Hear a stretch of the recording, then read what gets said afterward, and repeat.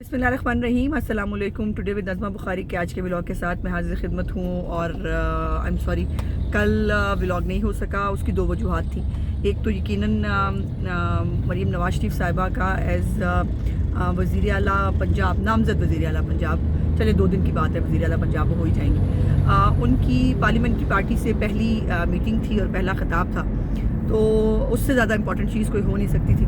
सो मैंने इसलिए भी सोचा कि मेरा ब्लॉग करने का दिल भी नहीं था और बनता भी नहीं है। और उसके बाद जो ज़ाहिर है उसमें मसरूफ़ियत तो अपनी जगह थी, लेकिन मेन बेसिक वजह यही थी कि कल मरीम नवाज शरीफ साहिबा का जो ख़िताब है, और मुझे बड़ा अच्छा लगा कि जब ट्विटर पे बहुत सारे लोग पूछ रहे थे कि जी मैडम की स्पीच हम कहाँ सुन सकते हैं, और फिर मैंने बताया कि मैंने वो अपलोड की हुई है और अगर आप चैनल पे चाहें तो आप वो देख सकते हैं। सो आप सब लोगों का चैनल को देखने का, सब्सक्राइब करने का, शेयर करने का बहुत बहुत शुक्रिया। और आजकल ये सपोर्ट जो है वो बहुत तेज़ी से जारी है, जिसके ऊपर मैं बहुत खुश होती हूँ। मुझे इंकरेजमेंट फ़ील होती है और मुझे लगता है ऐसे टाइम वेस्ट नहीं कर रही, इसका जो है वो आप लोगों तक मेरी बात पहुंच रही है। और आहिस्ता आहिस्ता मसरूफियत ज़ाहिर है बढ़ रही है गवर्नमेंट मेकिंग की तरफ इंशाल्लाह ताला। मुस्लिम लीग नून ख़ासतौर पर पंजाब के अंदर हम जा रहे हैं। कल हमारा पहला जो है इजलास भी कॉल हो गया है, जहां मरीम नवाज शरीफ साहिबा अपनी पूरी पार्लियामेंट्री पार्टी समेत इंशाल्लाह कल पंजाब असम्बली का ओथ लेंगी। और पहली जो है वो उनका एज MPA जो है उनका पहला ओथ होगा इंशाल्लाह ताला। उसके बाद दूसरा ओथ उनका एज चीफ मिनिस्टर होगा।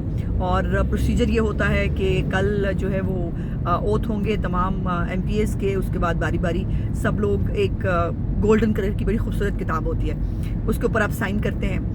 वो जो है एज अ मेंबर वो सिग्नेचर होते हैं उस किताब के ऊपर। और मेरे लिए बहुत फ़ख्र की बात है कि मैं 5वीं मरतबा मुसलसल पंजाब असम्बली की मेंबर होने जा रही हूँ इंशाल्लाह। और मरीम नवाज साहिबा की टीम में कोशिश करेंगे कि जो कल ख़ास तौर पर उन्होंने एक बहुत इनकलाबी किस्म का एजेंडा दिया है पंजाब को चलाने के हवाले से।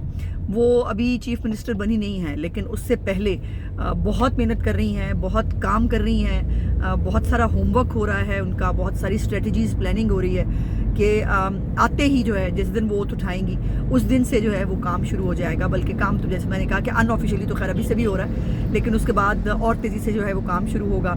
और बहुत सौ को बहुत तकलीफ़ है, बहुत सारे लोग सड़ सड़ के मर रहे हैं उनकी इस तकरीर के ऊपर। और वो जो बूट चाट है फैसल वाडा, उसने भी जो है वो कल अपनी तरबियत का इजहार किया। ज़ाहिर तरबियत का ही बंदा इजहार करता है।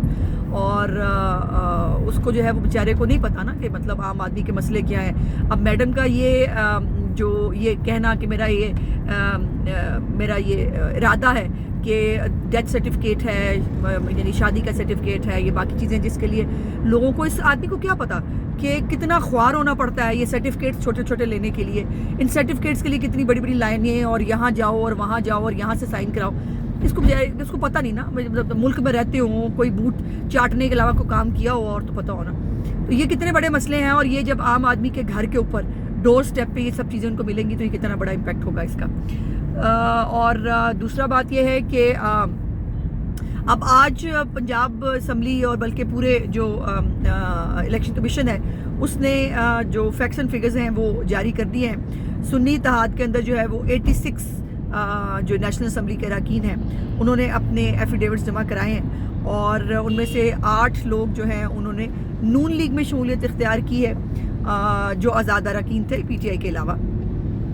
और 2 जो हैं बैरिस्टर गौहर और उमर अयूब, दोनों ने जो सुन्नी इत्तेहाद काउंसिल में अपना एफिडेविट जमा नहीं कराया, वो आज़ाद रहेंगे। और ये अब आज़ाद क्यों है, इसके ऊपर बहुत बात हो रही है।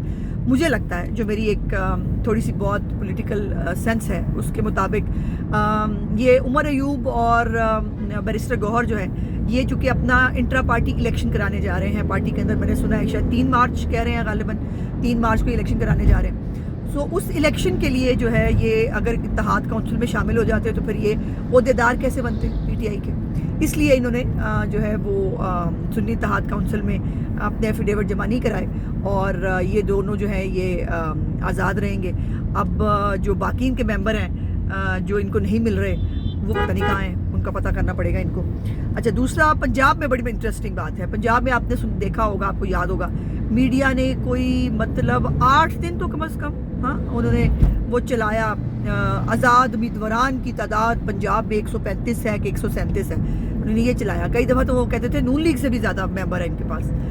اور سنی اتحاد کونسل نے خود جو جمع کرایا ہے, ایفیڈیوٹ جمع کرایا ہے, جو ان کا ریکارڈ سامنے آیا ہے, اس کے مطابق پنجاب اسمبلی میں صرف ان کی تعداد 107 ہے. تو وہ جو میڈیا ہے جو 137 سیٹیں 30 اپنے والوں پالی میڈیا نے, انہوں نے کہا جی 107 انہوں نے لئی ہیں تے 30 ساڈے والوں لے لو. مسئلہ پھر بھی نہیں حل ہویا, اور مخصوص نشستوں کے اوپر جو ہے وہ انہوں نے آج لسٹ جمع کرائی ہے.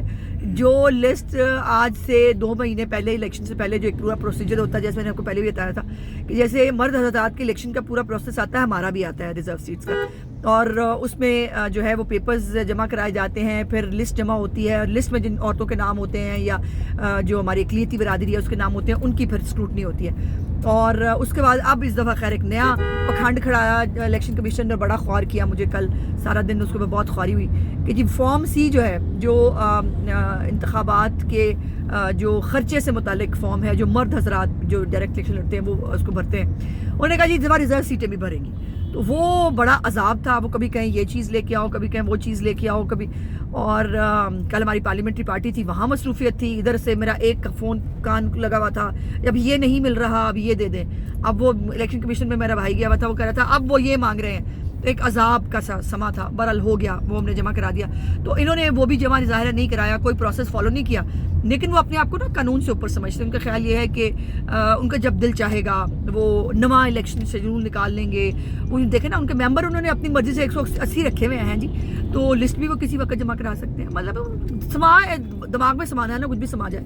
اچھا اس کے بعد علیمہ خان صاحبہ جو ہیں, ان کا ایک دو ان کے ویڈیو کلپس ہیں جس پر مجھے بات کرنی ہے.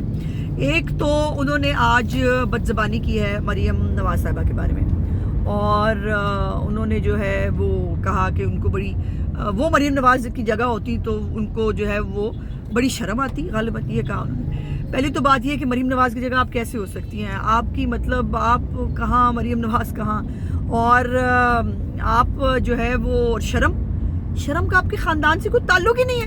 آپ خامخواہ مطلب شرمندہ ہونا ہے تو اپنے بھائی کے کرتوتوں پہ ہونا, شرمندہ ہونا ہے اپنی سلائی مشینوں کی کمائی پہ شرمندہ ہو.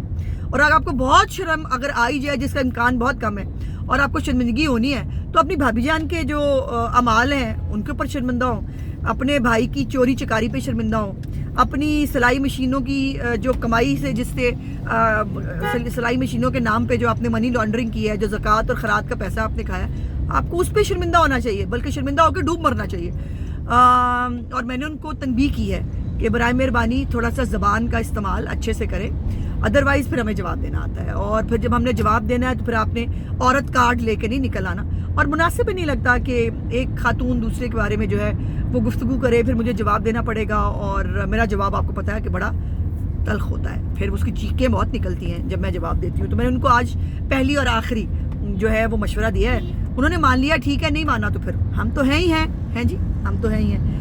اچھا جو آخری بات بڑی سینسٹیو بات ہے, جو نہیں پہلے علیمہ باجی کا ایک اور بھی کارنامہ ہے, اور وہ کارنامہ ہے کہ آج وہ ایک یوٹیوبر ہی تھا, غالباً صحافی تھا, کون تھا, اس کے گلے پڑ گئی, اور وہ بیچارہ پی ٹی آئی کا متاثر نہیں تھا.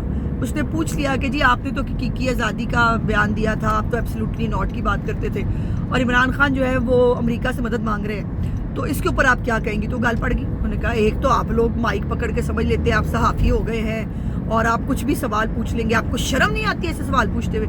بندہ پوچھے آپ کو شرم نہیں آتی آپ کے اس طرح کے جھوٹے پروپیگنڈے کرتے ہوئے اور جھوٹے فیک نیریٹو بناتے ہوئے. اگر آپ کو شرم نہیں آئی تو وہ بیچارے نے سوال پوچھ کے کون سا جو ہے وہ بڑا شرمندگی کا کام کر دیا.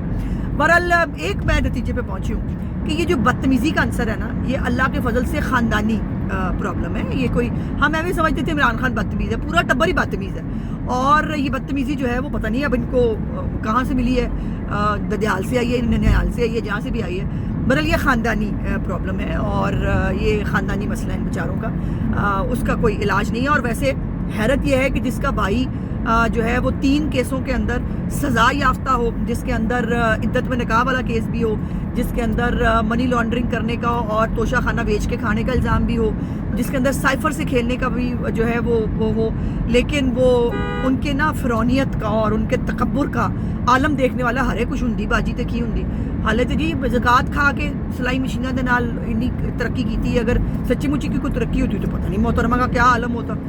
دوسری جو سینسٹیو بات ہے جس میں تھوڑا بات کرنا چاہتی ہوں بیکاز ایک بہت سینسٹیو ٹاپک ہے، وہ قاضی فاضل عیسیٰ صاحب کے خلاف جو ہے وہ ایک بہت مذموم قسم کا پروپیگنڈا اور کیمپین شروع کی گئی ہے ان کے ایک عدالتی فیصلے کو لے کر، جس عدالتی فیصلے کا اب تو خیر اردو ترجمہ بھی جو ہے وہ جاری کر دیا گیا ہے، جس کے اندر ان کو خواہ مخواہ میں ایک مذہبی قسم کے میں خود اس کی ڈیٹیلز میں نہیں جا رہی چونکہ سینسٹیو ٹاپک ہے اور اس کے اوپر کوئی بھی بات کرنے سے پہلے 100 دفعہ سوچنا چاہیے، چونکہ ہمارا ملک جو ہے بڑا سینسٹائزڈ ہوتا ہے ان معاملات کے اندر، اور جہاں پہ قادیانت کی بات آ جائے، جہاں پہ ختم نبوت صلی اللہ علیہ وسلم کی بات آ جائے، وہاں پر ہر جو مسلمان ہے وہ جذباتی بھی ہوتا ہے، اور بہت سارے ایونٹس ہم دیکھ چکے ہیں۔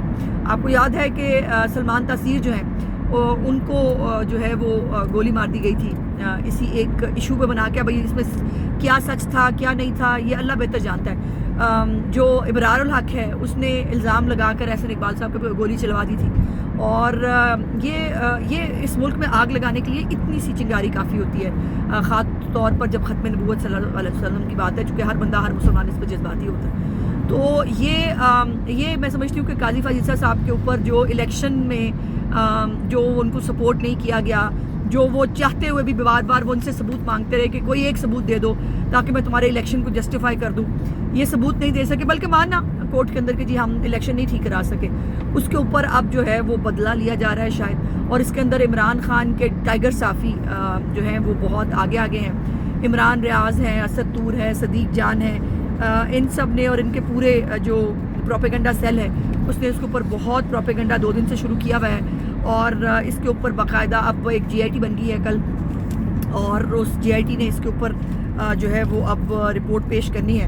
لیکن مجھے یاد آ رہا تھا ایک GIT آپ کو پتہ ہے پہلے بھی اداروں کے خلاف کیمپین کرنے کے الزام میں بنائی گئی تھی، جس کو خود ہی قاضی فاضل عیسیٰ صاحب نے جو ہے وہ ختم کر دیا تھا۔ اس وقت بھی ان کو نوٹسز گئے ہوئے تھے عمران ریاض کو اور ان سب کو، لیکن قاضی فاضل عیسیٰ صاحب کو شاید پتہ نہیں تھا کہ جس پہ احسان کرو اس کے شر سے ڈرو، تو وہ اب وہ GIT جو ہے وہ کام کرے گی، اللہ جانے ان کی رسی کتنی دراز ہے۔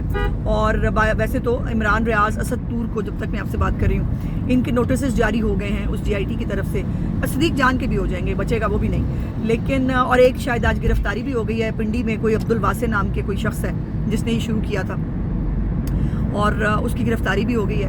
سو دیکھتے ہیں کہ آنے والے وقت میں کیا ہوتا ہے، لیکن خدا کا واسطہ ہے اس ملک کے اندر یہ مذہبی کارڈ بیچنا، یہ اسلامی ٹچ دینا، یہ ختم نبوت صلی اللہ علیہ وسلم کے جو ایک سینسٹیو ٹاپک ہے اس کو استعمال کر کے کسی کی زندگی کے ساتھ کھیلنا، کسی کی ریپوٹیشن کے ساتھ کھیلنا، یہ بند ہونا چاہیے، اور یہ جو ہے اس سے بہت سارا ملک میں آگ اور فتنے کی جو ہے وہ آگ لگ سکتی ہے، اور یہ جو لوگ ہیں جو اس کو استعمال کر رہے ہیں، جو اس ٹاپک کے ذریعے ملک کے اندر فتنہ پھیلانا چاہتے ہیں، ان کے اوپر 0 ٹالرنس ہونی چاہیے۔ میرا آج کا بلاگ دیکھنے کا بہت بہت شکریہ، انشاءاللہ اگلے بلاگ میں آپ سے بات چیت ہوگی۔